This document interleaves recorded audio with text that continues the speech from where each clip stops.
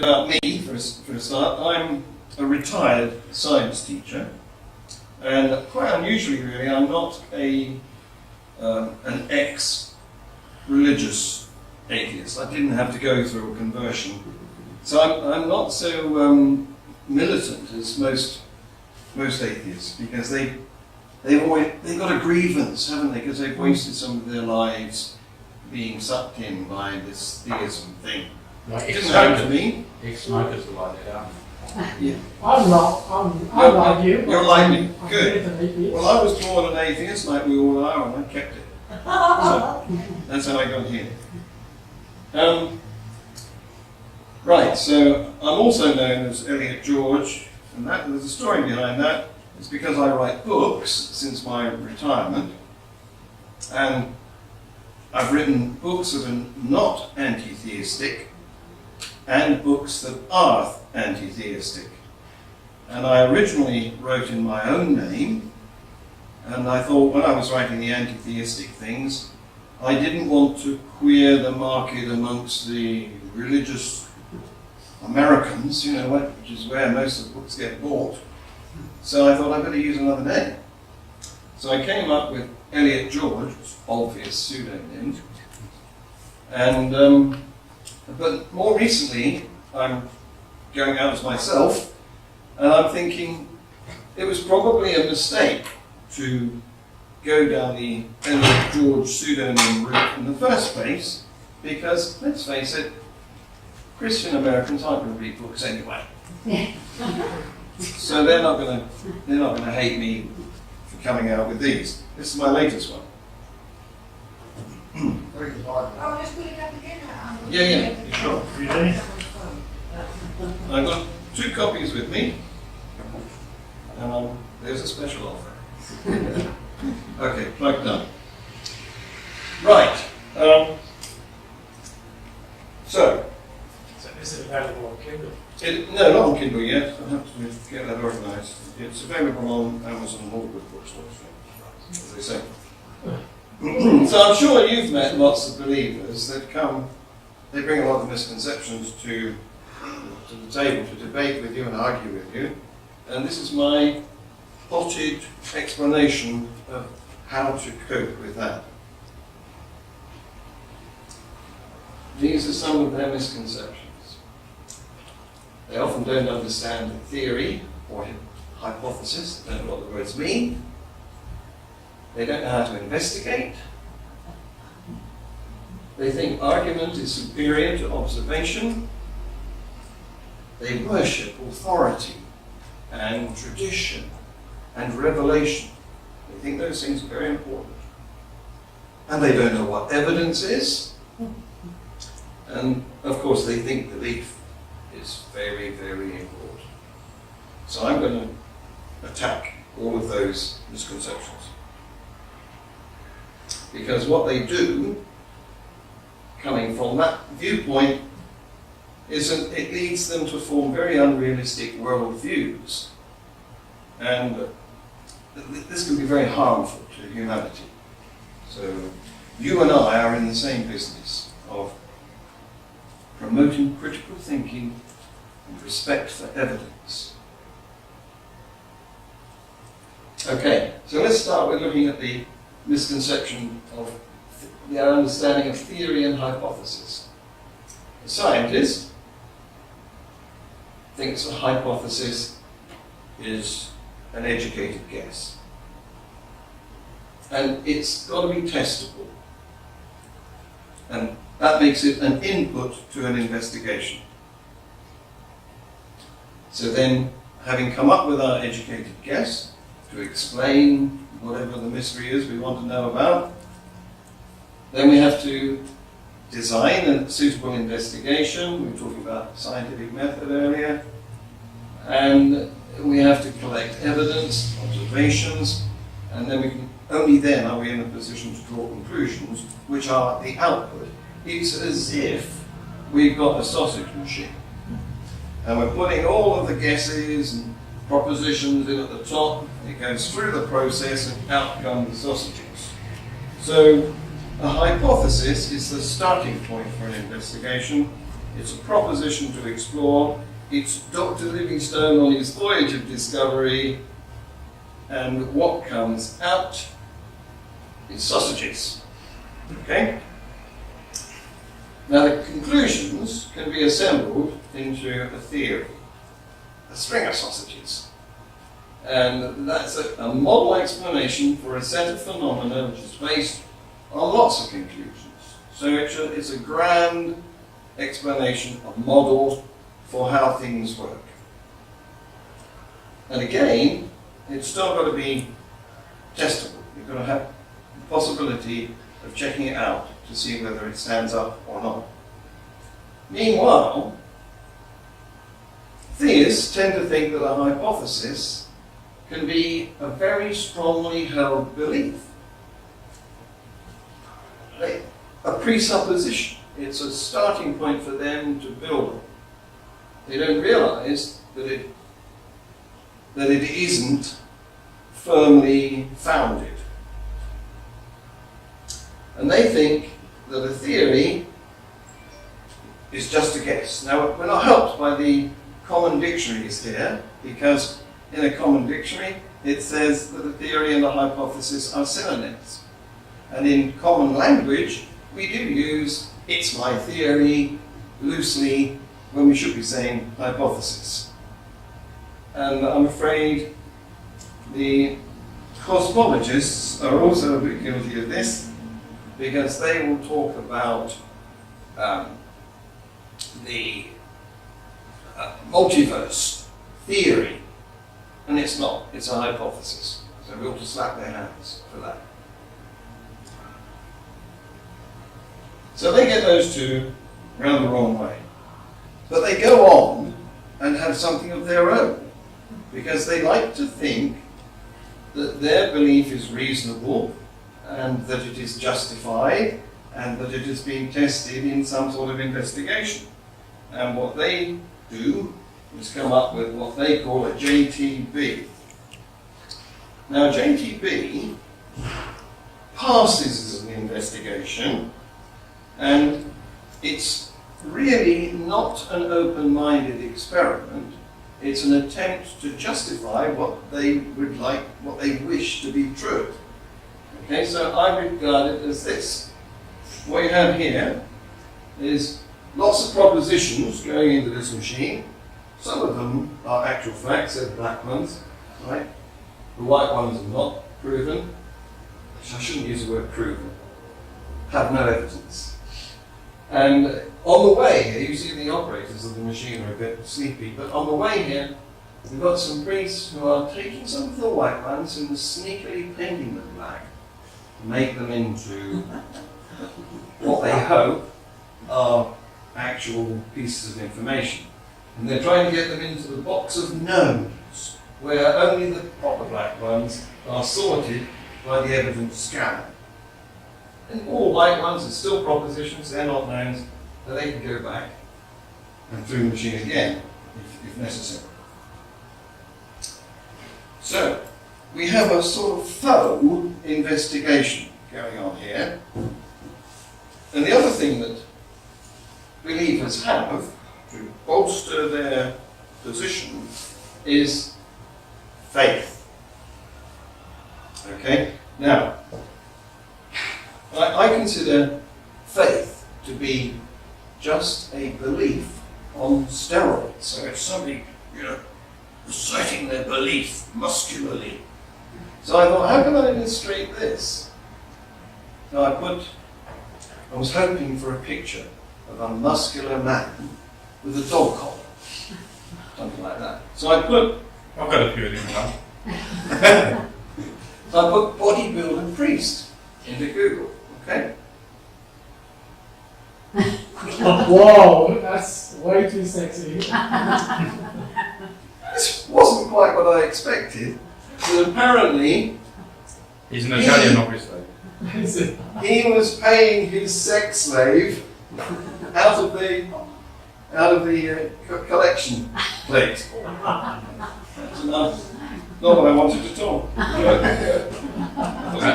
an athlete. Now, I talked about a sausage machine, but another way of doing this is to think of a cow as to represent the scientific method of investigation. So this is where you put the stuff in.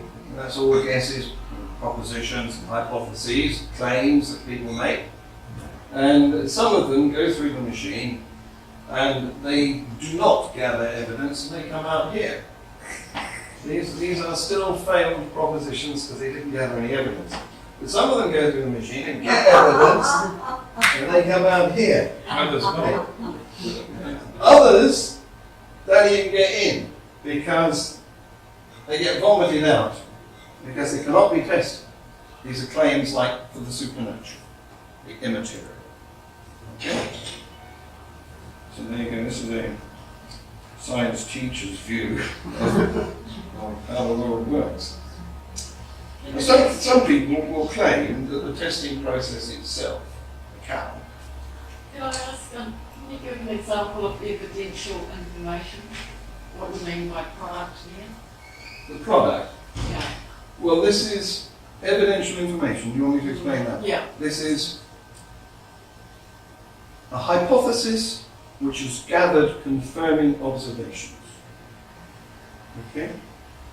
I'll go into that in a bit more in a minute. So some of them will claim that the cow itself has to be believed in, that the actual method of investigation that we have to have faith that it's working. But I contend that the efficiency of the scientific method is evidential. I mean, we can use it to make things like this. I can talk to my computer here, that. If Sometimes, like, believers, like religious people who say, oh, but you trust or you Yes. believe in your science. yes, that's what they say. And it's so frustrating. It is. Yes, yes. They will invite them to do the same. So my contention is that because we can apply the output of scientific investigation to make things like this, it shows that it's working. In fact, what Richard Dawkins famously said was, "It works, bitches." And to disbelieve that it's working is exactly the same as a Viking father telling his son, his curious son, that thunder is caused by Thor doing a bit of hammering in the sky. There's utterly no evidence for anything like that. Right, so the second item on the list where theists have misconceptions is in the relative value or relative importance of argument versus observation. I'm going to deal with argument first. Arguments, of course, are thought. They are advocations of an intellectual position. And ideally, they should be logical, the best type of thought. And what happens is we do them in here. This is where thinking occurs. And we do use this logical process in science because it's how we A, come up with the hypotheses to answer the question that we want to investigate, and it's B, how we come up with the method of investigation. We have to tailor a scientific method to meet the requirements of this particular investigation. There isn't just one scientific method. So that's where thought comes in. It's at the beginning of the path of discovery towards evidential information. Now when you get a little bit further down the process, of course you can get counter-arguments, which shows that arguments are not the end product. Because if you still argue over them, you're not there yet. But when you get a little bit further, that's very useful.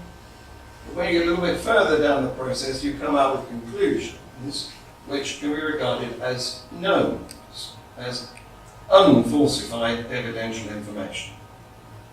And those things are beyond argument. You don't get people fighting in pubs about whether gravity will pull you up or down. It's beyond argument. Okay? So we've moved beyond argument. And how do we check which of these arguments is true? Well, coming on to that later. It's this stuff. We use that to check. Now, neuroscience has helped us to learn a lot about what goes on in here. Those are electroencephalography caps. And we have watched what happens inside brains for various activities, and we get readout that looks something like that. This is a very simple one with only 9 sensors on the brain, on the cranium.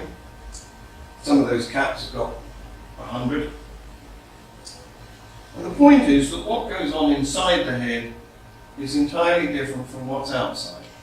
What happens in here is electrochemical reactions. So I call it the conceptual realm. Okay? And outside of the brain, outside of the skull, we have the natural realm. So you can conceptualize things that are outside. You can conceptualize a tree, but you're not making a bonsai tree in your head, you're making an electrochemical model of it. So, here is the conceptual realm. That's something we conceived, and it matched nature. We found that it worked.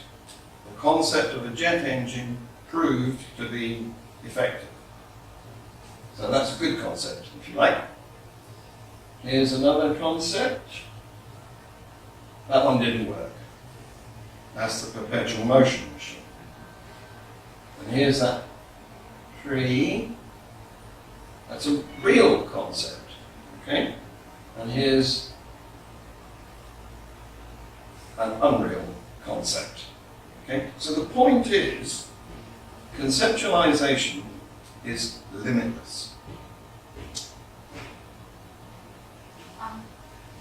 I think sometimes kids, like we also confuse between what actually how we observe design and how we observe something which is naturally occurring, isn't it? Yeah. Like sometimes the argument is because this is complex, so it's design. Yeah. But scientifically, That's another presentation. okay. I had a debate with an idea, a live debate back in the UK a little while ago, and I've also had a debate online with a PhD paleontologist who is an idea. That's not a contradiction in terms. But do you mind if I don't get into that at the moment? Because what they're trying to do, they are trying to make out that appearance of design is evidence of design, Yeah. which it isn't. I mean, snowflakes look designed, Yeah. but they're not. Have you talked with Professor Burgess? He's a designer, isn't he? A Christian creationist. So who? I don't know his name. Stuart Burgess. Yeah, no, I haven't. He's one of Armstrong's Genesis crews. Is he? No, I haven't encountered him. Oh, okay. The guy I'm thinking of that I met online is called Günther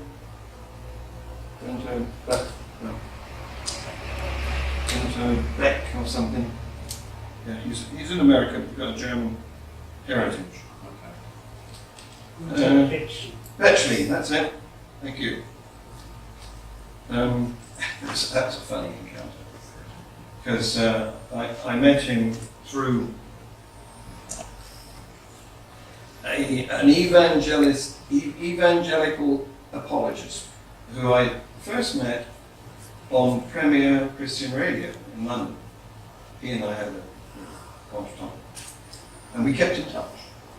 Friendly, no reason. He's a person, no reason to be hateful towards him. And he introduced me to his weekly online debate forum thing, using a software called Zoom. I don't know if need to be true. After all, there are logical paradoxes, aren't there? So there's no reliability in logic. To be realistic, these concepts, unrealistic, true or false, and the question is, how do we distinguish? Well, we test for a match with observations by comparing our thoughts with the natural realm, between the inside of our cranium and the outside. And we do that by collecting evidence. Okay? Now, what's evidence? This is a big bone of contention. It's useful to think of what we would like evidence to do. And obviously, to be effective, evidence must be beyond question. It wouldn't be any good playing a piece of evidence and having it doubted. It should be like playing an ace, a killer blow, a cold hard fact. Anything less than that wouldn't be a foundation, or it would just require personal belief, and that wouldn't argue our case very strongly. We want to knock it on the head. But most evidence would start as something a little bit dubious, wouldn't it? And then after some time it would become rock solid. Yeah, there is a time element here. Yes, we have to be patient. But my attitude is, if it's dubious now, then it's not evidence. Wait and see. Okay? And that's true for something like the discovery of nature. Yeah, it looked originally from the orbits of the inner planets that there might be another one, and that wasn't evidence that we found it. That was. Peter. So there's another facet. I mean, any facts, there's the realm of facts, right? But a fact isn't necessarily evidence of anything. Yeah? Evidence is evidence by virtue of the fact that it supports some kind of supports or doesn't support some kind of hypothesis. In other words, something is evidence by reference to some kind of hypothesis that it's proven. Right? Yeah. It's not just random data. Isn't evidence. It has to be some kind of indicative value of data about some physical process. Is that correct? It can work the other way around, though. We can discover a piece of evidence and explain it afterwards. So, I mean, Neptune again would be an example of that. And But in that case, it's in relation to, in that case it would be in relation to the theory of gravity, an existing theory. yeah. And you That's say, right. well, that's evidence that it isn't. That's the underlying theory. Yes. And so the main thing is that how predictable, how it helps us to predict things. Yeah, the evidence has to be replicated. Yeah. I'm coming on to that. Yes. Good Alright. point. Definitely. There's one thing that I often come up against is the fact that there is a story about the evidence which you can make up. That means that you get to gainsay anything anyone else says by always making up something more. So you see evidence, you see the fossils, you see these things, and they are evidence for that theory of evolution. But if you have a make-believe person, you can always concoct a story that can gainsay that evidence to be consistent with your view as well. And Fossils are an interesting example because they are not evidence for change. It's all fossilized. It's all in the past. It's a record, exactly. But evolution stands on two important rocks. One is we observe it today. We can watch bacteria mutating. There's a brilliant, go to Google or YouTube and search for mutation in bacteria. And there's a brilliant video of a long petri dish with the middle has got an antibiotic down it, and there's 2 colonies of bacteria either side from memory, and they grow, and some of them get killed off and can't get through the antibiotic layer, and then they meet and mutate, new ones are produced, and over a period of time, gradually you can see that they learn how to cope with the antibiotic. We're just a ticking time bomb for medicine at the moment. I mean, I'm actually aware of that evidence. However, in discussing it with a creationist, they say that the Bible says that everything is made in its kind, and those have still been the same kind. Still There's bacteria. Yes, yes. Well, give us a chance. It's a little while. Time is needed here. They want a super, They want a proper turbocharged evolution. They want a proper duck, yes. I know. There's some creationists who adopt an adaptation evolution where they do believe in adaptation and change, but it's Yes. sort of a halfway measure of the Yes. evolution model. Microevolution's okay. Microevolution, yeah. Macro or mega evolution, oh no, it's not allowed. Nonsense. There's only one type of evolution. There's no lizards with feathers, though, is there? So, Lizards with feathers. Of course there is. There is, yeah. Dinosaurs. so before we get a bit diverted, I mean, I'll come back next week, except that I'll be in the UK by then. Let's stick to this thread that I'm trying to develop here. So, we've recognised that evidence is a bit fuzzy. Some people think it's one thing, some people think it's another, but we want it to be a hammer blow.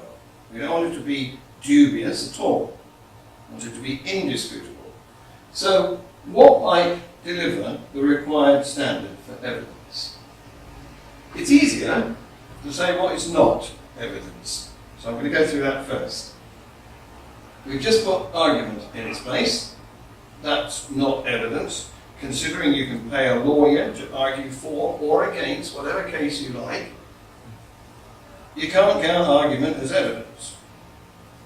It's just a mental construct, and you can have an opinion about it. You can produce counter-argument. That's not good enough for what we want. You can choose whether to support it or not. That's not evidence. We want something that's solid. Okay? For example, some theists support the ontological argument for God, and others don't. It's not a very strong argument. Other theists back their faith with Aquinas' first way, but some don't. So what we're talking about here is opinion, not evidence. So let's dismiss argument, it's not evidence. What else? Testimony. Okay? Well, testimony is witnessing on the Bible or the Quran, depending on the flavour of your religion. And there's a bit of a dispute going on here at the moment, isn't there, with disagreement over whether the ministers should swear on the Bible before they conduct a meeting. Oh, that's happening today, wasn't it? No, there's no swearing on the Bible. There's a parliamentary prayer which has no legal standing. New Zealand has a nice law about oaths that you can swear or affirm, and most of our ministers, including our prime ministers, this one and previous ones, have affirmed not. No Bible. Yeah. So, We have a similar situation in the UK.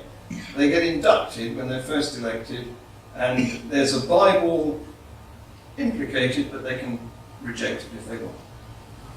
Because we've now got quite a few Muslim MPs and Is it Muhammad in the UK? so Is it Muhammad in the UK? not yet. Is that far away? Not yet. So there's testimony with a sacred text, and there's witnessing without a sacred text. That's ordinary telling a story about what you saw. And there are two types of witnessing. There's eyewitness. It's obvious from the name. It's somebody reported what they saw. They were actually there. And there's hearsay witness, which is something that they heard. They weren't there. And we don't know how many links in the chain went on before it got to their ears. And interestingly, they could even be remembering something that they were told long ago when they were children. Sorry. And sometimes they use testimony in numbers. They play that. Oh, so many people. Oh yeah, I'm coming on to that. Okay. Popularity, yes. I'm coming on to that one. So, hearsay witnessing is what makes up our oral tradition. And unfortunately, we all know how stories get improved in the telling by the desire to please an audience. You know, I want to go down well, so I'm hoping to please you. And this tendency has even given rise to common expressions such as Chinese whispers and fishermen's tales. Did you hear about the one-armed fisherman? Caught a fish and it was that long.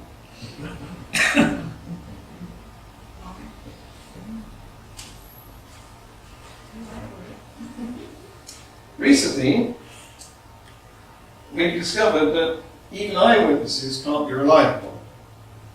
There was an experiment where 56 people observed a crime being enacted, and 48 of them picked the wrong person out of the identity parade.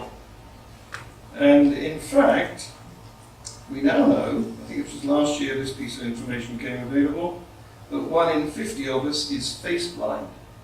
So there's little chance of 1 in 50 of us recognizing a culprit.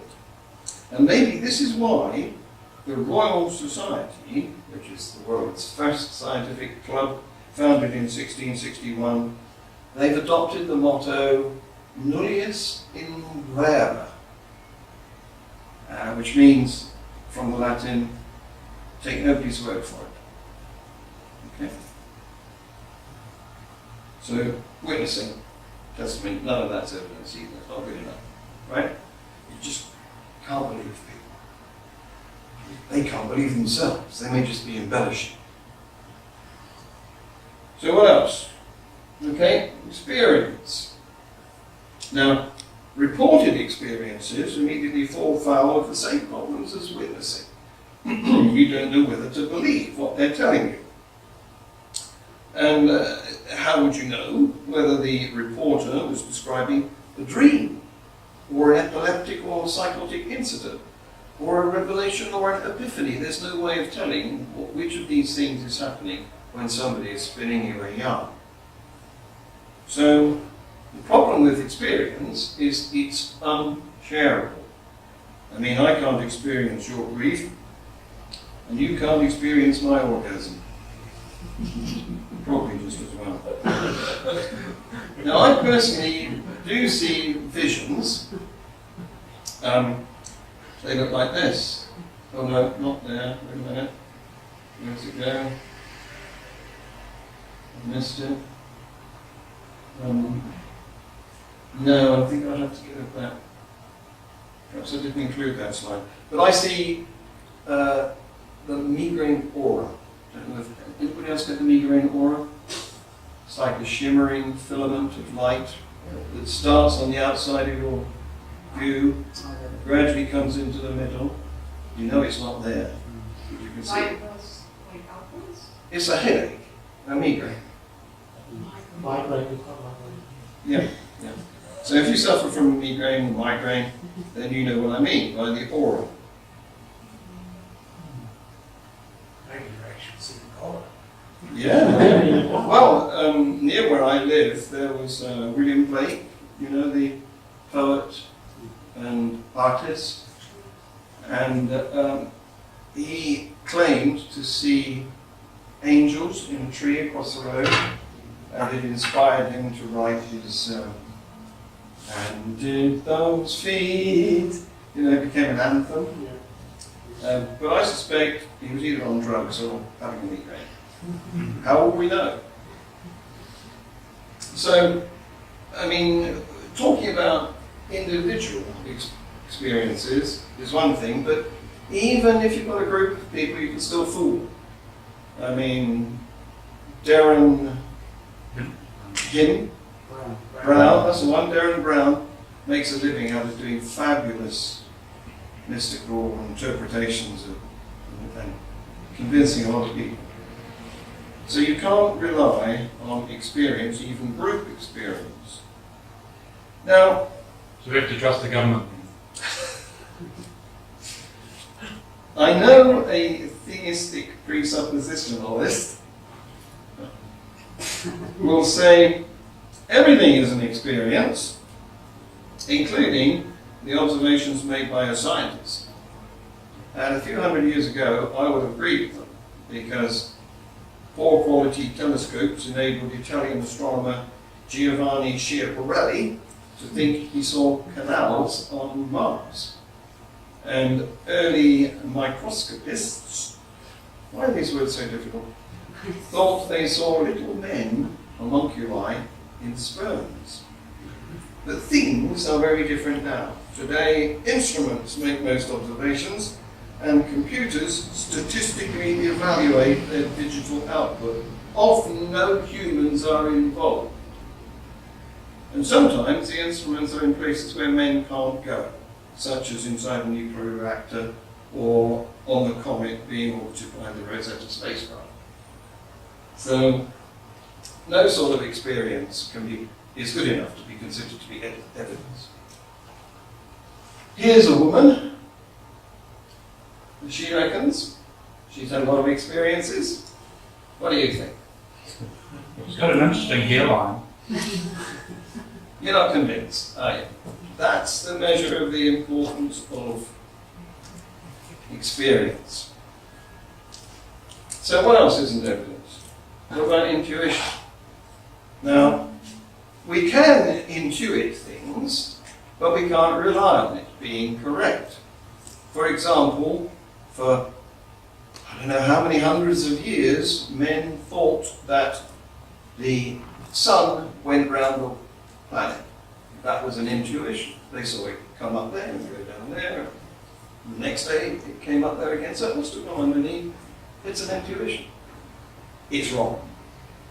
We also thought for a long time that iron ships would sink. We had to build them with wood, because we'd seen wood float and lumps of iron sink. That's also wrong. So you can't rely on intuition. And we thought that a heavy item would fall faster than a light item. And it depends on the item. But there's a brilliant YouTube video, which I could direct you to, where Brian Cox goes into the world's biggest vacuum chamber and he drops a bowling ball and a feather once it's been evacuated, and they fall the same rate and hit the ground together. So that intuition was rubbish. So there's no reliable connection between mental concepts and reality. So the only way is to test for a match between our mental concepts and nature. Oh, it's out of sequence, but that's my migraine aura vision. Not very nice.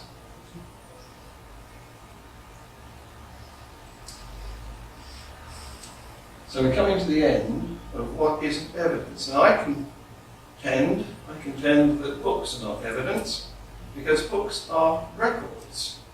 And we don't accept photographs as evidence in court because they can be fiddled with. There's such a thing as Photoshop. We don't accept audio recordings in court because they can be erased and doctored with as well. And the only sorts of things that we accept as evidence, records that we accept as evidence in court, are CCTV tapes, and they are locked in their machine.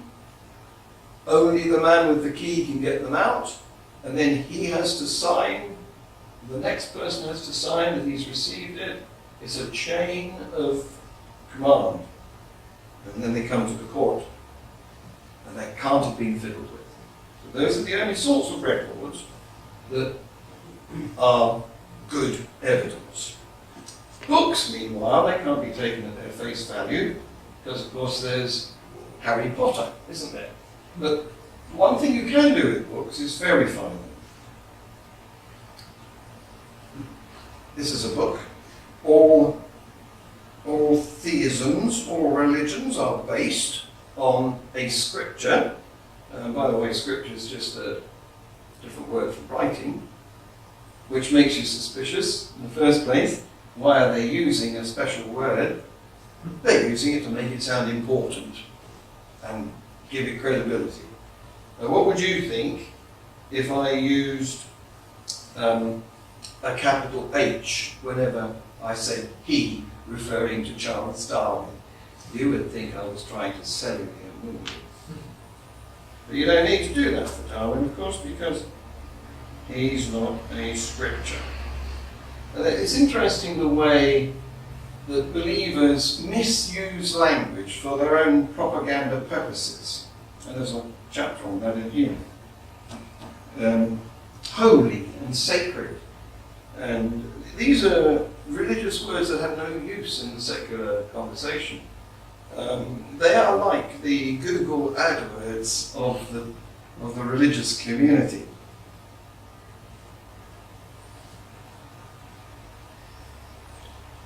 So how do you verify books? Well, that's a phone book. How would you verify that? You make a few calls. And if you got to speak to the person whose name was there, you'd think it was a good source, good, reliable source of information. Isn't that witnessing evidence? They say there, they say there. Yes, good point. Okay. I've got to come back to that. That's a science textbook. You can verify that. All you've got to do is repeat some of the experiments it describes and see if you get the results that it reports. So there's another book. Can you verify that one? Well, you can try. What they do is they scratch around and try and get some evidence for the date of human habitation at that time in that place. But that doesn't tell you a thing about what events happened back then. Yeah, but John, it says that it's accurate. The book says that it is itself, so it should be accurate. Yeah. And that's a secular argument, isn't it? The Bible is true because the Bible says it's true. So, what else isn't evidence? Well, there's revelation, authority, durability, and popularity. What are you saying about that? Let's take Revelation. Revelations are indistinguishable from dreams or visions or people who claim to have seen Jesus on a piece of toast or here. That is so good. There's a face in there. I can see a face. Here's Jesus. And these are two hands. His feet are a bit small. Yes. McDonald's. Well, we won't mention what part of the dog's anatomy they are. Authority. They like authority, believers. You know who that is? Barack Obama. That's the Most Reverend Justin Welby, Archbishop of Canterbury.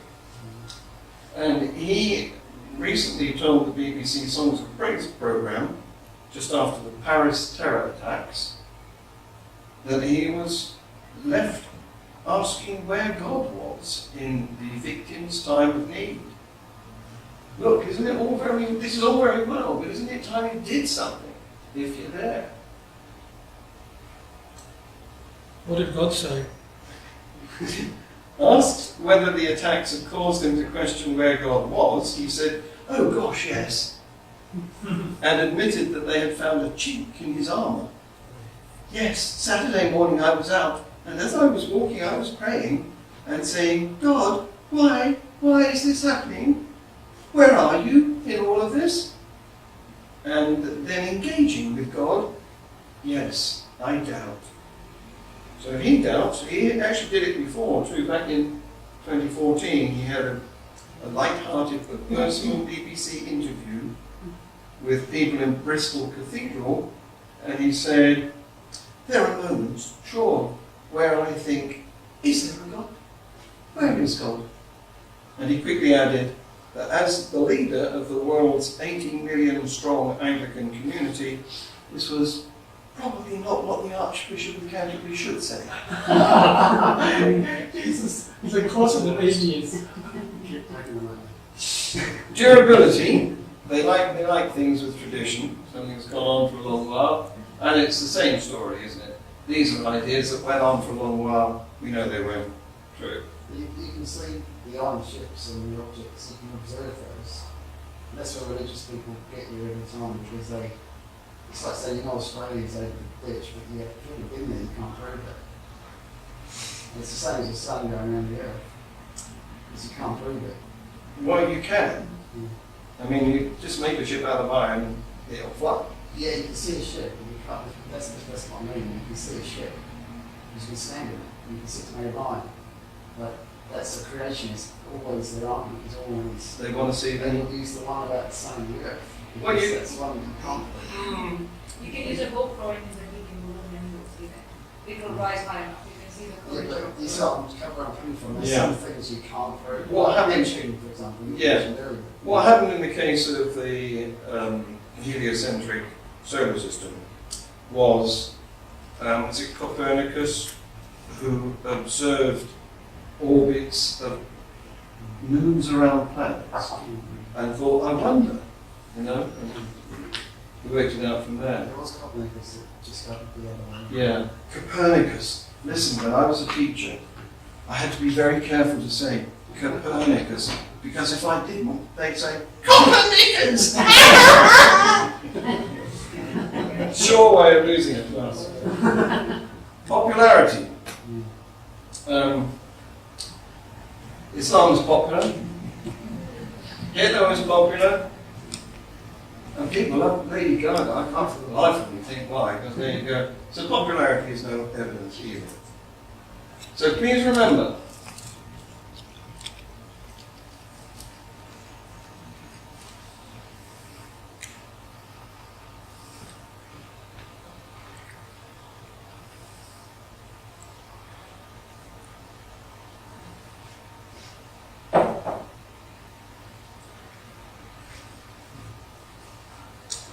so belief is actually just an opinion.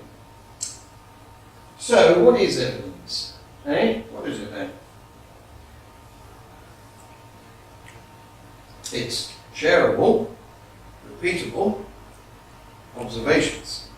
That's what it is. And repeatability is our attempt to approach objectivity. It's possibly not achievable to actually get perfect objectivity, because we all come with our own subconscious agenda, which we impose onto whatever we observe.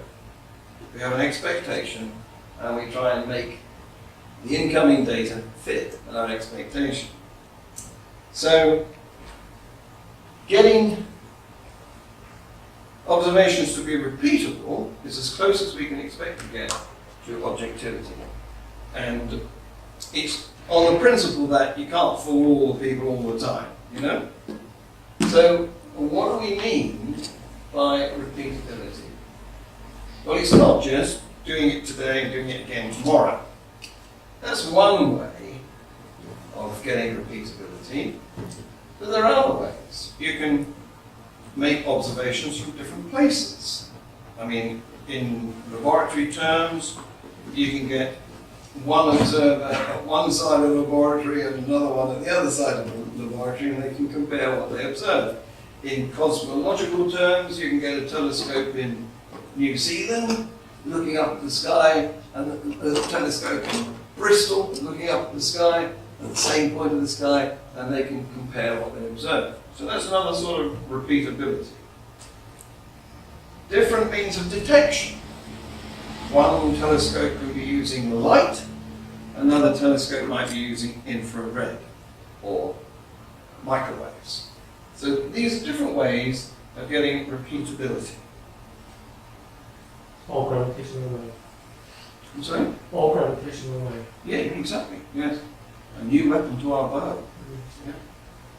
Now, summarizing then, the different attitudes towards methods of investigation, the scientist starts with a question, guesses what might be the answer, tests for observations, forms a conclusion, and the conclusion is a no. Belief is not required for a conclusion. And that is a process that scientists go through. It's scientific method.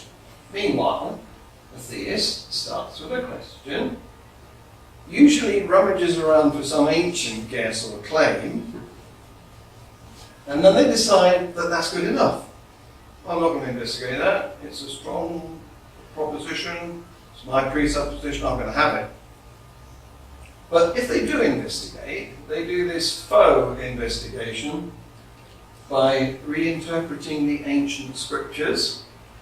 My definition of theology is constantly reinterpreting the Bible to make it mean what you would like it to have said. See, that was Sunday morning, not every Sunday. And so they also use some scientific techniques. They get their old documents dated, which is fine, but it doesn't tell you what happened. It just tells you that's old. It's like finding a bullet, a cartridge case on the floor. You know a bullet's been shot, but you don't know that somebody was killed. Because you really need a time machine to find out what actually happened.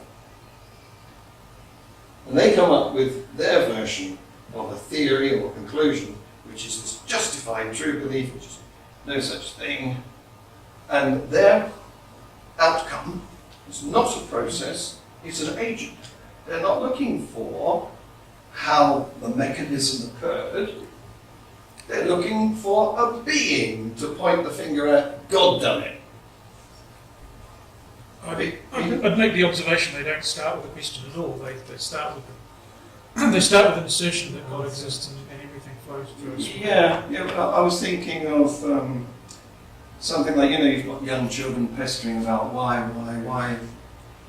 does it rain?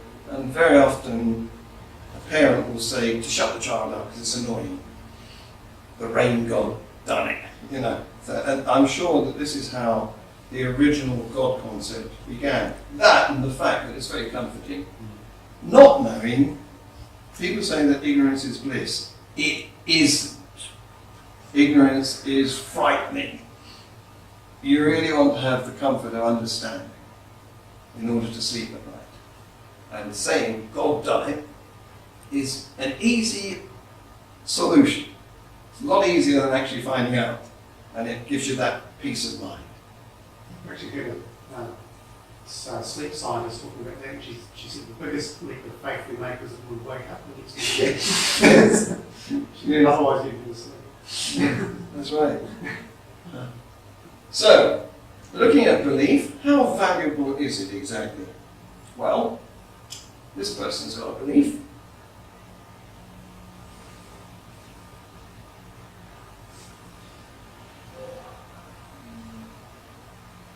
There is no correlation between belief and truth. For example, we disbelieve the beliefs of others all the time. Christians don't believe the beliefs of Muslims, vice versa. And neither of them believe the beliefs of Jews, vice versa. And then there's Hindus, polytheism, and so on and so forth. So we're very comfortable with disbelieving other people's beliefs. So why don't we, since we know that we are the others to them, why don't we doubt our own beliefs? Why do we think our own beliefs are important? Doesn't make sense. It's common sense, huh? So that's the outsider's test. There's no common sense in religion, is there? No. So the conclusion is really that beliefs are just opinions about the unknown. The known doesn't need belief, I don't have to believe when I put my leg forward that I'm going to fall onto it and start walking. I don't have to do that active process in my head. My brain will be swamped if I had to try and believe all of the unfalsified evidential information that we've discovered just to live.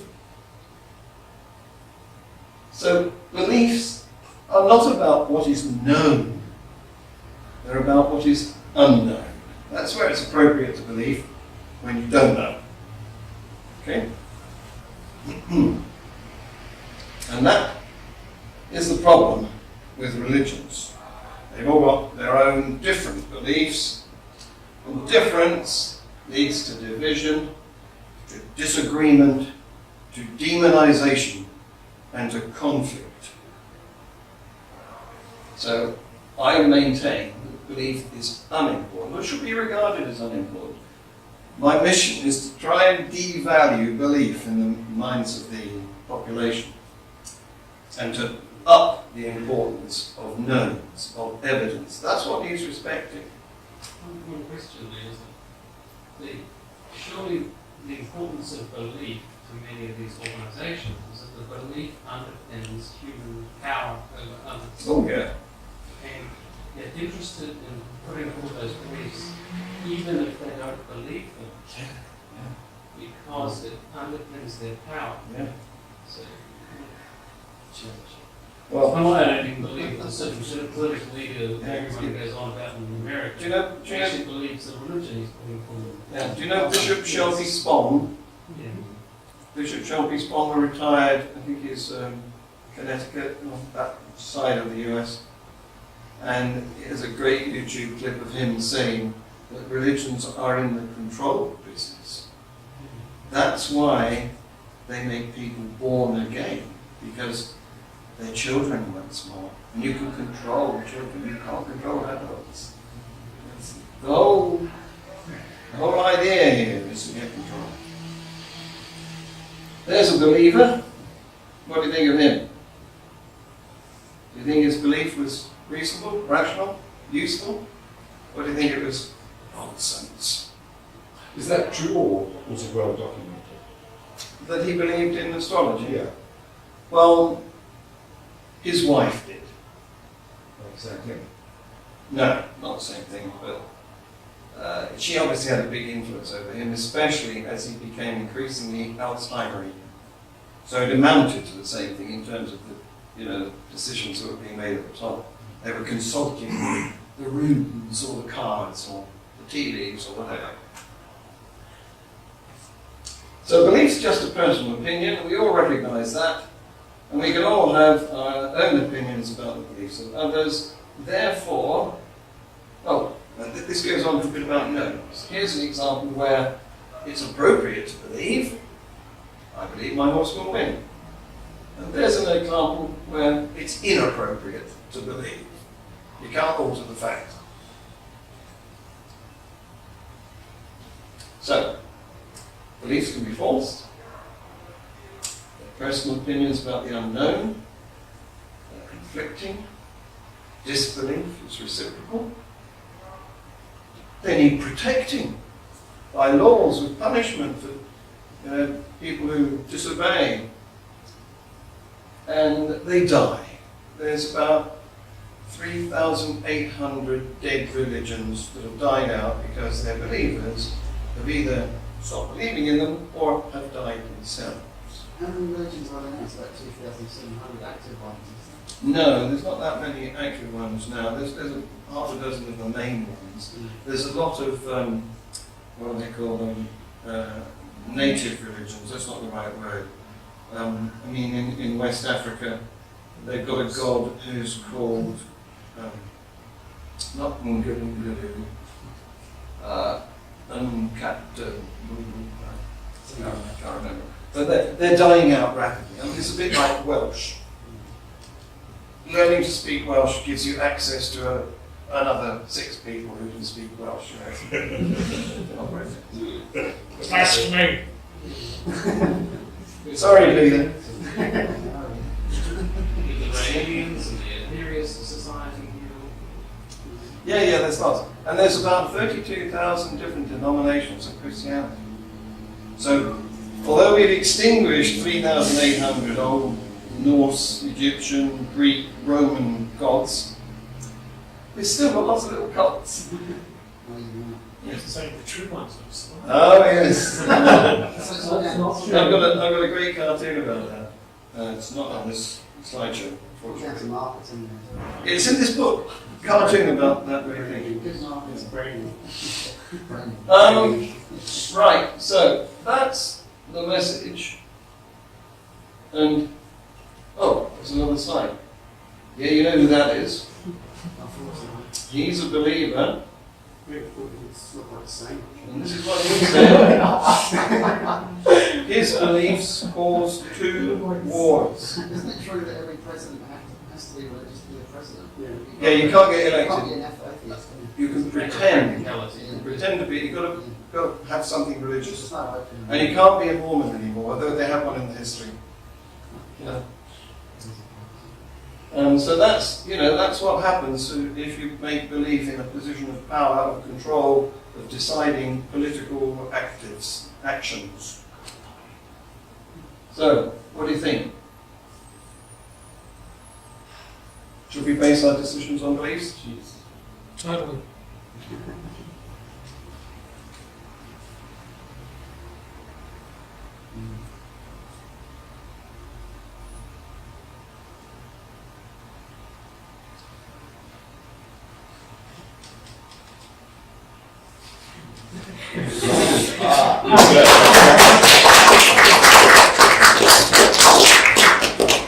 That wasn't deliberate, that last bit. You can't believe a book.